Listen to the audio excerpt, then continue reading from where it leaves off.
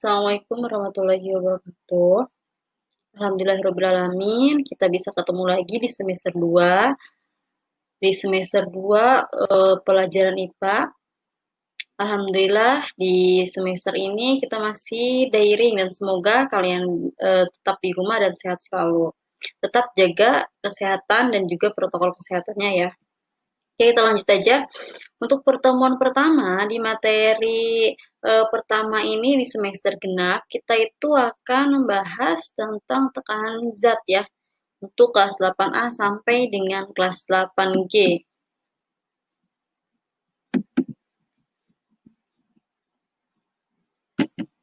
Oke, tekanan zat. Tekanan zat itu merupakan konsep yang melibatkan gaya dan luas permukaan sehingga akan mempengaruhi hasil tekanan yang diberikan suatu benda. Jadi tekanan zat itu konsep yang melibatkan gaya dan usaha. Jadi tekanan itu tergantung dari suatu gaya yang diberikan seseorang ataupun gaya yang diberikan oleh suatu benda dan juga luas alas bidang. Luas alas bidang itu sangat mempengaruhi tekanan zatnya tergantung dari suatu benda tersebut. Terus tekanan zat ini dibagi menjadi 3 bagian. Yang pertama, itu ada tekanan zat padat, yang kedua ada tekanan zat cair, yang ketiga itu ada tekanan zat gas. Nah, kita akan bahas satu persatu. Oke, yang pertama yang kita bahas itu adalah tekanan zat padat. Tekanan zat padat ini adalah tekanan yang diberikan oleh benda yang berwujud padat. Nah, makanya disebut dengan tekanan zat padat. Di sini ada dua pernyataan dari tekanan zat. Yang pertama, media tekan ini yang mempengaruhi tekanan zat padat. Jadi, semakin lunak media tekan, maka tekanan yang dihasilkan itu semakin tinggi.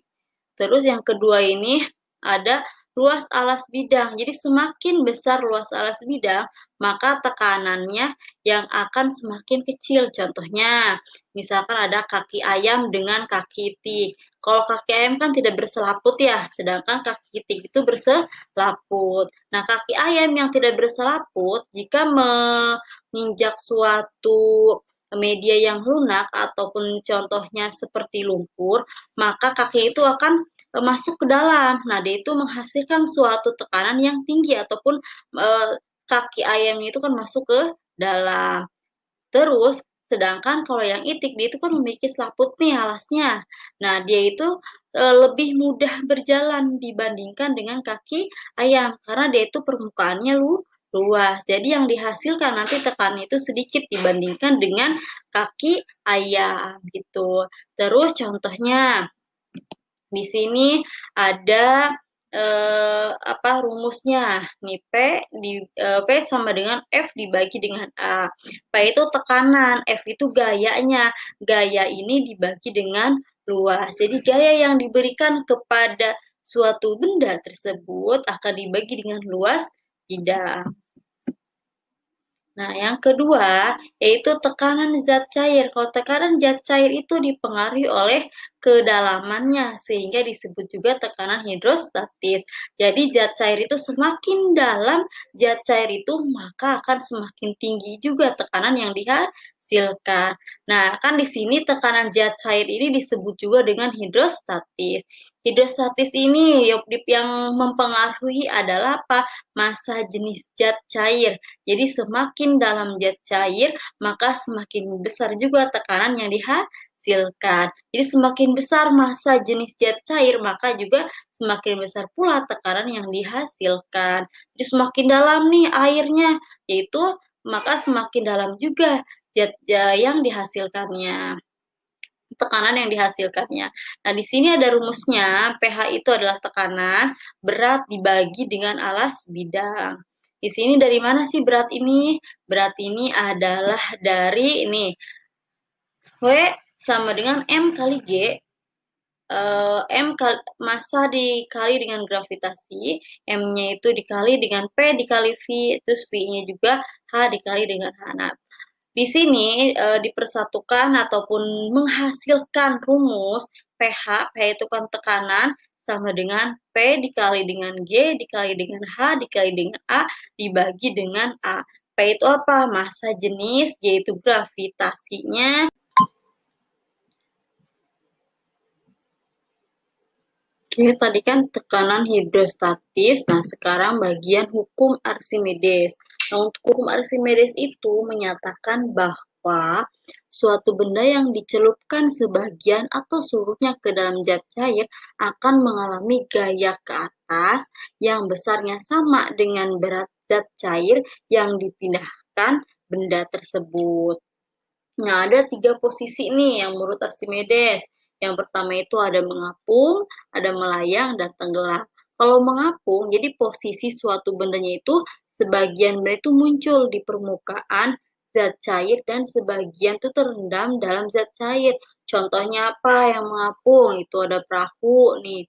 Perahu itu termasuk dengan hukum Archimedes yang sebagian bendanya itu muncul di permukaan zat cair dan sebagiannya itu terendam dalam zat cair. Yang kedua itu melayang. Jadi posisi bendanya itu di antara permukaan zat cair dan dasar zat cair. Contohnya, jika kalian meniup balon, terus simpan di atas air, nah maka dia itu akan melayang, hanya menempel di atas permukaan zat cair. Nah, sedangkan yang nomor 3 itu yaitu tenggelam. Kalau yang untuk tenggelam kan berarti suposisi suatu bendanya itu emang masuk ke dalam zat cair. Paham ya? Untuk hukum Archimedes, terus tadi juga yang pertama itu ada hidrostatis Archimedes dan yang ketiga itu ada hukum Pascal. Nah, untuk hukum Pascal itu dikemukakan oleh Blaise Pascal yang mengemukakan bahwa jadi tekanan yang diberikan pada zat cair dalam suatu ruang tertutup akan diteruskan ke segala arah dengan sama besar. Contohnya apa? Keran di rumah tuh ya. Keran yang tertutup, keran air dari toren ke bawah, yaitu akan meneruskan ke segala arah dengan sama besarnya. Yang ketiga, yaitu ada tekanan zat gas. Tadi yang pertama itu ada tekanan zat cair, zat padat, dan sedangkan ini yang terakhir tekanan zat gas. Untuk tekanan zat gas, gas itu kan merupakan suatu zat yang memiliki massa sehingga memiliki tekanan. Contohnya balon. Balon itu kan awalnya dia itu tidak mengembang, tetapi ketika diisi oleh zat gas, maka dia itu memiliki tekanan suatu zat gas itu akan lebih membesar dan apa namanya, kayak membesar gitu, terus akan bisa mengapung. Itu untuk zat zat gas, oke? Okay? Jadi intinya untuk pertemuan kali ini adalah tekanan zat ini dibagi menjadi 3, yaitu ada tekanan zat padat, zat cair, dan zat gas. Semua tekanan itu ataupun bagian-bagian tekanan itu semua tekanan itu tergantung pada media tekan ataupun luas salah bidang. Terus juga bagian zat cair itu adalah tergantung dari kedalaman suatu zat tersebut. Sedangkan kalau untuk tekanan zat gas itu merupakan suatu zat yang memiliki massa sehingga memiliki suatu tekanan. Oke, ada yang tanyakan? Silahkan. Nanti ada di link berikutnya. Oke, tunggu materi selanjutnya untuk materi pertemuan pertama. Terima kasih. Assalamualaikum warahmatullahi wabarakatuh. Tetap jaga kesehatan dan protokol kesehatannya. Oke, terima kasih. Assalamualaikum warahmatullahi wabarakatuh.